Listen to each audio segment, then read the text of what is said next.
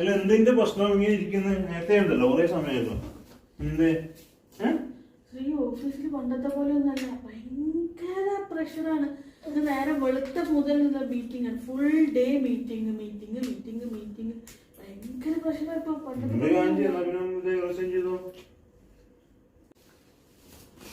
ഒരു കാര്യം ചോദിക്കട്ടെ, ശ്രീ എന്ത് വിചാരിച്ചിട്ടാ തന്നെ വേഗം റിസൈൻ ചെയ്തു എന്ന് പറഞ്ഞത്? എനിക്ക് മനസ്സിലായില്ല. ഇവിടെ ഈ UAE ഒരാളെ വരുമാനത്തിൽ എങ്ങനെ ജീവിക്കുക?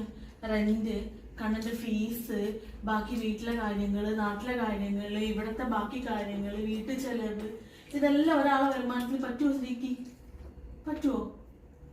പിന്നെ ശ്രീ എന്ത് വെച്ച് റിസൈൻ ചെയ്തു എന്തെങ്കിലും പ്രശ്നം എന്ന് പറയുമ്പോൾ അത് ഞാൻ ഈ ചെറിയ ചെറിയ പ്രശ്നങ്ങൾ പറയുന്നതിന്റെ പരിഹാരത്തിന് വേണ്ടിയിട്ടല്ല ശ്രീ.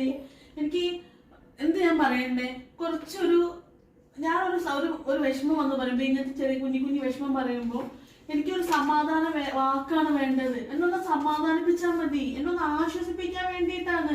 ശ്രീ ഇങ്ങനെ ആശ്വസിപ്പിക്കുമ്പോ എനിക്ക് കൂടുതൽ ഞാനത് അപ്പൊ എന്റെ എല്ലാ വിഷമങ്ങളും മാറും, അത്രേ ഉള്ളൂ. അതെ, നിങ്ങളുടെ ഭാര്യമാർ നിങ്ങളോട് വന്ന് ഇതുപോലെയുള്ള കുഞ്ഞി കുഞ്ഞി പരാതികളോ പരിഭവങ്ങളോ പറയുന്നത് അതിൻ്റെ പരിഹാരത്തിന് വേണ്ടിയിട്ടല്ല, പകരം അവർക്കൊരു സമാധാന വാക്കിന് വേണ്ടിയിട്ടാണ്.